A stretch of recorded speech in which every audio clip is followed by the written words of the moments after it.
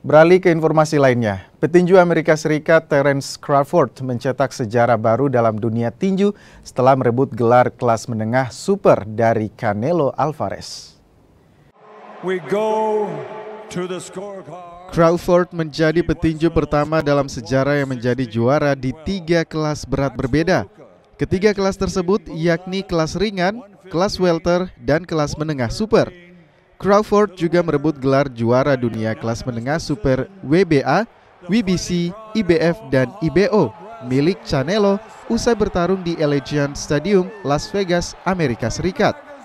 Petinju berjuluk Bud mengungguli Canelo dalam 12 ronde. 3 juri memberi angka kemenangan mutlak bagi CRAWFORD.